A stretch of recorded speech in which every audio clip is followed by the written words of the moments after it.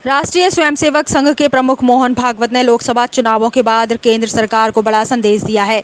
नागपुर में संघ के एक कार्यक्रम में बोलते हुए उन्होंने कहा कि मणिपुर 1 साल से शांति की राह देख रहा है, प्राथमिकता से उस पर विचार करना होगा। नागपुर लोकसभा चुनाव परिणामों के बाद राष्ट्रीय स्वयंसेवक संघ RSS प्रमुख मोहन भागवत की पहली प्रतिक्रिया सामने आई है। नागपुर में राष्ट्रीय स्वयंसेवक संघ के कार्यकर्ता विकास वर्ग के द्वितीय समापन समारोह को संबोधित करते हुए भागवत ने कहा कि पूर्वोत्तर राज्य मणिपुर 1 साल से हिंसा की आग में जल रहा है। मणिपुर 1 साल से शांति की राह देख रहा है, इसे प्राथमिकता से करने पर विचार करना चाहिए।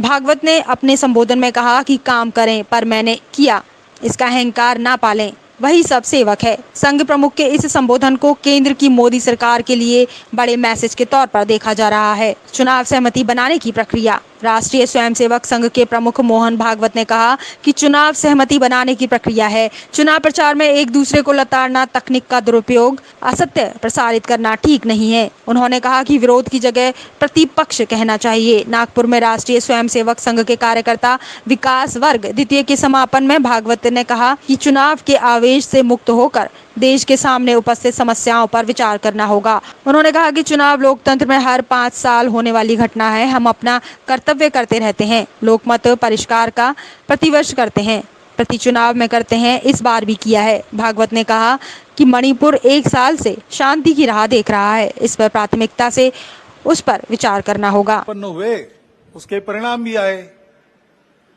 कल सरकार भी बन गई, ये सब हो गया, लेकिन उसकी चर्चा अभी तक चलती है। जो हुआ वो क्यों हुआ, कैसे हुआ, क्या हुआ,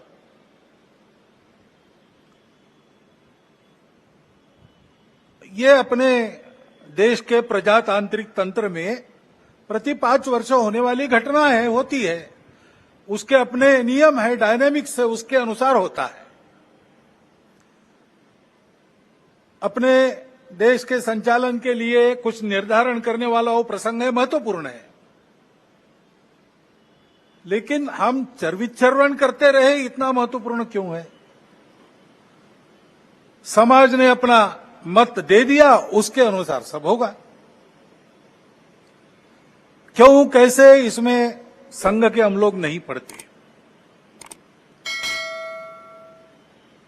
हम अपना कर्तव्य करते रहते, लोकमत परिष्कार का प्रतिवर्ष करते हैं, प्रति चुनाव में करते हैं, इस बार भी किया है। चुनाव प्रचार की या चुनाव में जो होता है उसकी बात ऐसी है, वास्तव में तो प्रजातंत्र की अनिवार्य आवश्यक प्रक्रिया है और उसमें 2 पक्ष रहते हैं, इसलिए स्पर्धा रहती है।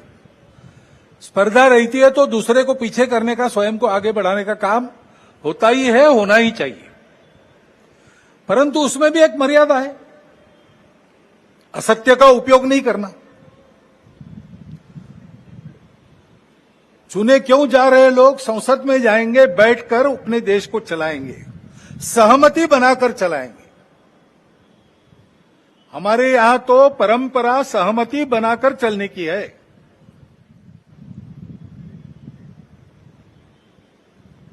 समानो मंत्र समिति समानी समानम मनस सह चित्तमेशाम।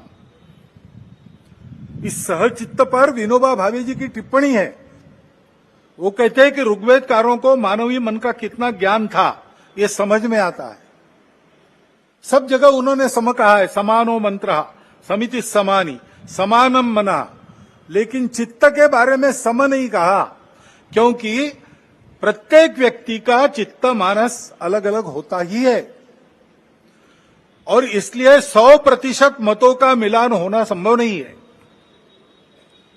लेकिन जब समाज में लोग अपना चित्त अलग अलग होने के बाद भी हमको साथ ही चलना है ऐसा निश्चय करते हैं तो सहचित्त बन जाता है।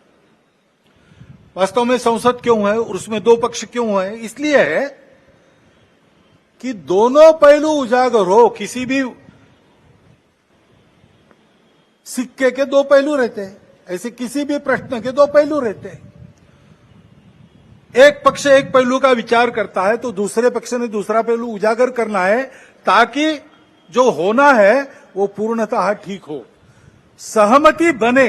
इसलिए संसद बनती है, लेकिन ऐसी सहमति बनना स्पर्धा करके आए लोगों में थोड़ा कठिन भी रहता है और इसलिए हम बहुमति का आसरा लेते हैं।